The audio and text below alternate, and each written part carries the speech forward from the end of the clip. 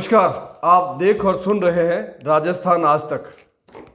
पहले तो आपका बहुत बहुत आभार कि कल जो मैंने कहा कि लाइक शेयर और कमेंट्स करें, सब्सक्राइब करें, तो आपने उस बात को माना, उसके लिए धन्यवाद। अब खबरों पर आते हैं। संसद में जो 4 दिन पहले हंगामा हुआ था, पीला धुआं छोड़ा गया था और दो जो लड़के थे वो दर्शक दीर्घा में कूद गए। दर्शक दीर्घा में कूदने वाला एक मकोड़ा जो टेबल पर फांद रहा था, उसकी किस्मत यूं कहूं तो अच्छी भी थी और खराब भी थी। अच्छी यूं थी कि अच्छे से कूटा नहीं गया, और खराब इसलिए कि वो हमारे नागौर के हनुमान बेनीवाल के हत्थे चढ़ गया। हालांकि बेनीवाल को अच्छा समय नहीं मिला। हनुमान बेनीवाल के बारे में बता दूं कि वो हमारे राजस्थान की राजनीति में एक उभरता हुआ सितारा है। बेनीवाल हमेशा 440 वोट के करंट के साथ जीते हैं। उनके जीने का अंदाज बड़ा खुला है। और वो मेरे एक मित्र हैं राम प्रकाश चौधरी, जो बताया करते हैं कि कॉलेज के ज़माने से हनुमान बेनीवाल काफ़ी तेज दिमाग रखते हैं और बड़ी हिम्मत वाले व्यक्ति हैं। ऐसे मजबूत आदमी के सामने ये मकोड़ा उछल रहा था और हनुमान बेनीवाल के हत्थे चढ़ गया। हालांकि शॉट 2-4 ही पड़े होंगे, क्योंकि भीड़ खूब थी और वो मारकूट के चक्कर में ढंग से कुटाई नहीं हो पाई। लेकिन हनुमान बेनीवाल, बताइए, एक तो भगवान हनुमान जी जिनके कूटे हुए पानी नहीं मांगते, और एक हमारे हनुमान बेनीवाल नागौर के। बताइए, नागौर के बेनीवाल के हत्थे कोई चढ़ता है तो उसका क्या हासिल होना चाहिए था, लेकिन ढंग से नहीं हुआ। वरना ये 3.5 किलो का हाथ पड़ता है तो आदमी उठता नहीं, एम्स में भर्ती होता है। ऐसा ही होने वाला था, लेकिन वो बच गया। अगर ऐसा होता कि वहां 2-4 सांसद ही होते, भीड़ कम होती, या हनुमान बेनीवाल के बिल्कुल पास में कूदता, तो जो बेनीवाल अपने शॉट लगाते, सोचिए उसकी किडनी में सूजन आ जाती, और देशी भाषा में कहूं तो मार मार के उसको हनुमान बना देते। मुंह सूजा हुआ होता, आंखें पैक हो चुकी होती, बंद हो जाती, उसको दिखना बंद हो जाता, और उसको एम्स में उठा के ले जाना पड़ता। कई दिनों वो बिस्तर में पड़ा पड़ा ही अपनी सारी क्रियाएं करता। हनुमान बेनीवाल 440 वोट का करंट लेकर जीने वाला एक मजबूत नेता, उसके हत्थे चढ़ा वो मकोड़ा। संसद में हमला तो छोड़िए, दोबारा अपने मोहल्ले में किसी पे हमला नहीं करता, वो झगड़ा नहीं करता। और ये जो नाटकबाजी है, जिस किसी ने भी उसको भेजा है, वो सब कुछ भूल जाता, उसका भेजा हिल जाता, हमारे हनुमान बेनीवाल की वजह से।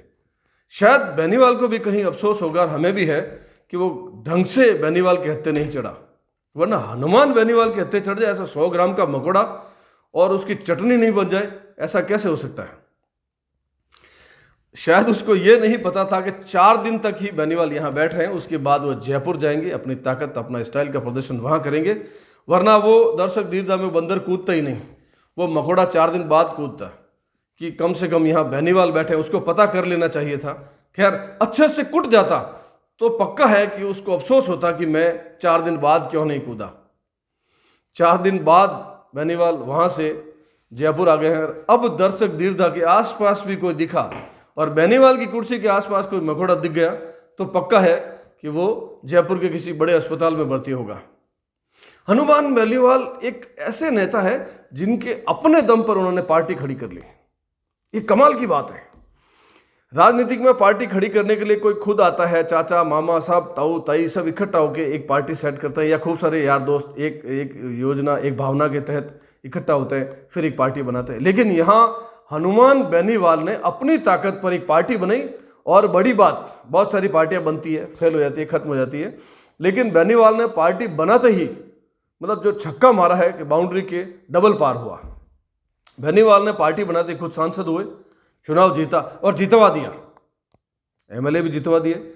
इस बार उन्होंने यह बताया है कि मैं मात्र सांसद नहीं, मैं विधायक का चुनाव लड़ूं तो भी जीत सकता हूं, और खम ठोक कर जीते। इस बार वो जयपुर में बैठेंगे।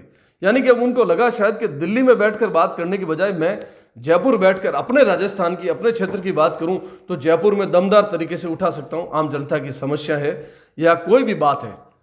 एक ये भी देखा गया, जब जब बेनीवाल ने सरकार से कहा कि ये गलत हो रहा है, वो ठीक हुआ।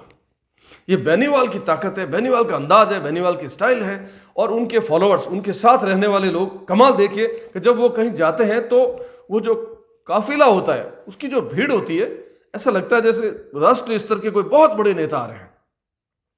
हमारे राज्य स्तर के नेता ने राष्ट्रीय स्तर की पहचान बनाई, अपना अंदाज बताया। अब भी जब वो मंच पर खड़े होकर अपने स्टाइल में किसी को हाफ करते हैं तो वो खबर बनती है, उसके वीडियो वायरल होते हैं।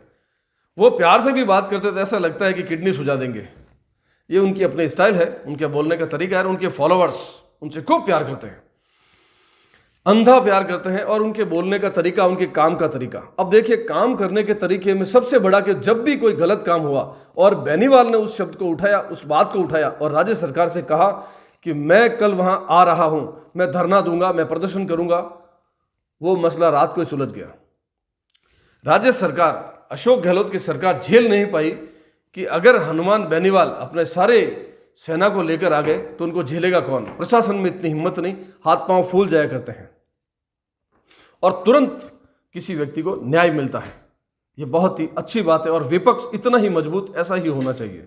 वरना आमतौर पर विपक्ष हमारे, हाँ भैया, वो जो एक आंख बंद करके संसद में बोलते हैं राहुल गांधी, तो वैसा विपक्ष मेरे हिसाब से किसी काम का नहीं। विपक्ष हो तो हनुमान बेनीवाल जैसा, अपनी बात को मनवाने के लिए मात्र बोलना होता है मीडिया के सामने। वीडियो वायरल हुआ और यह काम हुआ, ढेर सारे लोगों को उन्होंने न्याय दिलवाया। हनुमान बेनीवाल, हमारे राजस्थान के हनुमान बेनीवाल। अच्छा लगता है जब ऐसा कोई नेता उभरता है, अपनी बात करता है। आज भी उनके अंदाज में वो तीखा तेवर है जो कॉलेज के जमाने में छात्र राजनीति करते हुए उनके साथ था, उनके अंदाज में था। वो आज भी उसी अंदाज में बोलते हैं और वैसे ही चलते हैं, वैसे ही रहते हैं। कोई परिवर्तन नहीं, कोई बदलाव नहीं। तब भी जोशीले थे, आज भी, तब भी हिम्मत थी, आज भी। तो हनुमान बेनीवाल जैसे और नेता तैयार होने चाहिए और मैं आशा करता हूं कि बेनीवाल बहुत अच्छा विपक्ष के मुद्दे को उठाकर साबित करेंगे कि विपक्ष ऐसा होता है। अगली खबर से पहले इजाजत चाहूंगा। नमस्कार, जय हिंद, जय भारत। इस वीडियो को लाइक करें, हमारे चैनल को सब्सक्राइब करें, बेल आइकन जरूर प्रेस करें